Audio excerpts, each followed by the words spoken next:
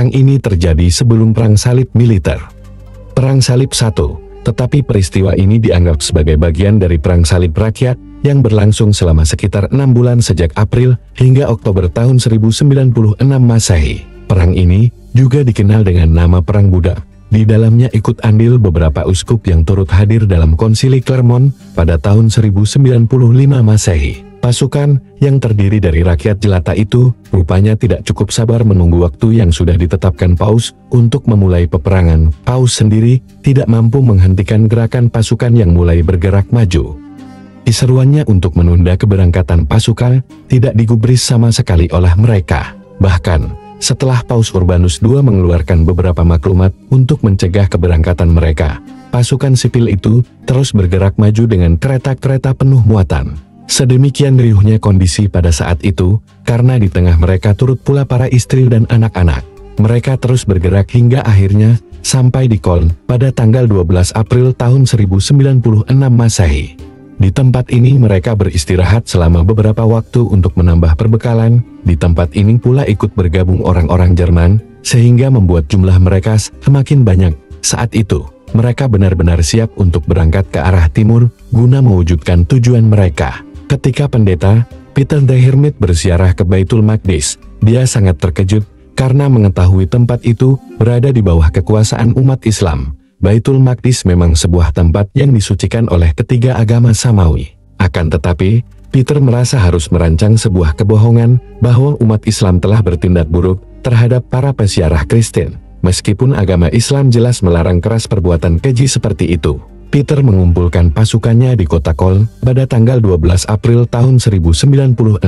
Lalu dia memerintahkan pasukan Jerman untuk berhenti di sana seraya menasihati mereka sekaligus untuk menambah kekuatan pasukan salib. Akan tetapi, pasukan Prancis merasa tidak siap menunggu Peter dan pasukan Jerman. Akhirnya dengan dipimpin oleh Wettesan Savoie, beberapa ribu pasukan salib mulai bergerak sebelum Peter dan pasukannya berangkat. Pasukan itu lalu berhasil mencapai Hongaria, Magyar pada tanggal 8 Mei. Mereka terus menyeberangi wilayah Hongaria tanpa terjadi sesuatu sampai akhirnya tiba di Sungai Sava yang terletak di daerah perbatasan kota Belgrade. Belgrade sehingga membuat wali kota tersebut terkejut karena melihat kedatangan ribuan pasukan. Karena wali kota tidak tahu apa yang harus dia lakukan, dia pun menolak pasukan tersebut untuk memasuki kota. Hal itu memaksa pasukan salib merampas makanan dari penduduk yang tinggal di sekitar kota Belgrade demi memenuhi kebutuhan makan mereka. Tindakan itu tentu saja memicu terjadinya pertikaian antara pasukan salib dengan aparat keamanan kota Belgrade. Pertikaian semakin meruncing setelah 16 prajurit Waiter melakukan perampokan di pasar Semlir di sisi lain Sungai Sava yang masuk ke dalam wilayah Hongaria.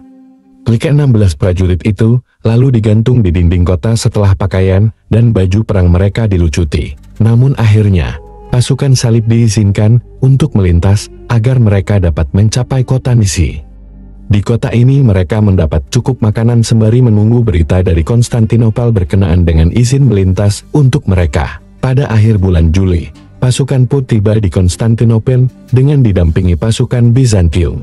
Sementara itu, setelah Peter dan pasukannya berhenti di kota Kol, sampai tanggal 20 April, dia berangkat bersama sekitar 20.000 orang prajurit. Tidak lama berselang, rombongan pasukan ini disusul oleh rombongan pasukan lain. Ketika pasukan itu sampai di Sungai Danube, sebagian mereka memutuskan untuk melanjutkan perjalanan dengan menggunakan sampan. Sementara itu, sebagian besar pasukan lainnya memutuskan untuk melanjutkan perjalanan dengan menyusuri daerah pinggiran Sungai Danube dan kemudian memasuki daerah Hongaria melalui Odenburg yang sekarang dikenal dengan nama Sopron.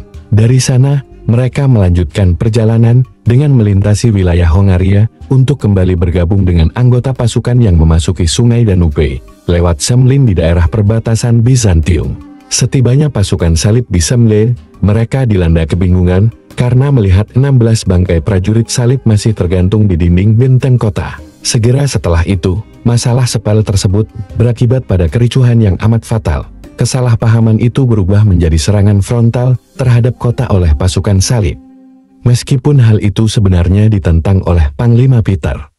Hingga terbunuhlah 4.000 penduduk Hongaria. Setelah kejadian itu, pasukan salib melarikan diri dengan menyeberangi Sungai Sava ke Bulgaria, meskipun mereka harus bertikai terlebih dulu dengan aparat keamanan Bulgaria. Dalam peristiwa itu, penduduk Belgrad langsung melarikan diri, karena pasukan salib membumi hanguskan kota mereka. Pasukan salib melanjutkan perjalanan mereka selama 7 hari berturut-turut sampai mereka tiba di kota Nisi pada tanggal 3 Juli. Di kota itu, wali kota Nisi menjanjikan pasukan yang akan mendampingi pasukan Peter menuju Konstantinopel lengkap dengan bekal makanan, dengan syarat pasukan salib segera angkat kaki. Pada hari itu juga dari kota Nisi, Peter menyetujui tawaran itu. Dan keesokan harinya dia dan pasukannya berangkat meninggalkan Nisi. Di dalam kota Konstantinopel, Panglima Peter the Hermit dan Waldsan Savoa bertemu beberapa kelompok pasukan sipil lain yang akan bergabung bersama pasukan mereka. Namun, ternyata tujuan masing-masing kelompok tersebut berbeda tergantung pada individu yang ada di dalam tiap-tiap kelompok. Di antara mereka, ada yang terus menunda keberangkatan karena mental mereka yang lemah. Bahkan ada kelompok yang justru menyerang daerah pinggiran kota besar atau dusun-dusun di sekitarnya, termasuk gereja-gereja juga menjadi sasaran. Hal ini membuat Kaisar Bizantium merasa harus segera memindahkan pasukan sipil itu ke kawasan Asia Kecil. Di Asia Kecil itulah kemudian salah seorang panglima pasukan salib sipil bernama Reinald Lombardi yang memimpin prajurit-prajurit dari Jerman dan Italia, berhasil menguasai sebuah benteng di pinggir kota Nica. Disitulah Lombardi berhasil mendapatkan banyak harta rampasan perang berupa binatang ternak dan bahan pangan. Tampaknya, kelompok Lombardi ini ingin menetap di benteng tersebut. Lombardi pun mengirimkan seorang kurir untuk memanggil anggota kelompok lain yang masih berada di benteng Sivitut untuk bergabung dengan mereka. Hanya saja, pasukan Turki tidak membiarkan semua itu terjadi begitu saja. Pasukan Turki langsung mengepung Reinald dan pasukannya sebelum anggota pasukannya yang lain tiba. Pasukan yang terkepung itu pun benar-benar tersiksa di dalam benteng karena kehabisan persediaan air dan makanan. Bahkan, banyak dari anggota pasukan Reinald yang tewas. Pada saat yang sama, Panglima Peter sudah kembali ke Konstantinopel untuk menghadap Kaisar Alexius I. Pada saat itulah, pasukannya memanfaatkan kesempatan untuk menyerang kota Nica. Lantas pasukan yang sedang ditinggal panglimanya itu pun bertolak dari Sivitut dengan meninggalkan kaum wanita dan anak-anak untuk bergerak ke arah ibu kota yang dikuasai Kalik Arslan. Akan tetapi, rupanya gerakan pasukan salib sipil itu diketahui oleh Panglima Turki, Ilkan melalui mata-mata yang disebarnya. Ilkan pun langsung menyerang pasukan salib di lembah Drakon.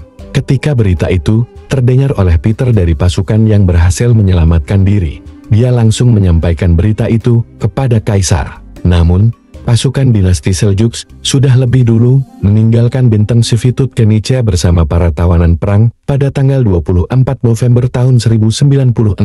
Ketika pasukan salib mencapai Konstantinopel, Kaisar Alexius I menyadari bahwa dia harus melindungi pasukan yang baru tiba tersebut.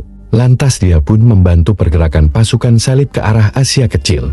Dalam beberapa pertempuran lokal, pasukan ini berhasil mengalahkan dinasti Seljuk. Hal ini membuat mereka silau akan kekuatan mereka yang amat besar. Mereka pun terus merangsek melakukan penyerangan ke kawasan-kawasan yang dikuasai dinasti Seljuk.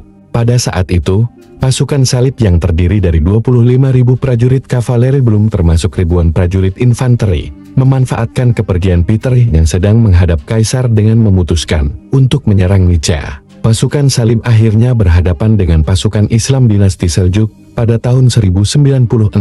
Pasukan Turki berhasil menghancurkan mereka hampir secara keseluruhan dan hanya menyisakan sekitar 3.000 orang. Demikianlah perang salib rakyat yang dipimpin oleh Peter the Hermit dan Waldsan Savoa. Mereka meregu kegagalan total sebagaimana beberapa serangan salib selanjutnya. Rangkaian peperangan rakyat ini seakan-akan menjadi pembuka bagi dilancarkannya perang salib militer yang dipimpin langsung oleh raja-raja dan para penguasa Eropa pada masa selanjutnya.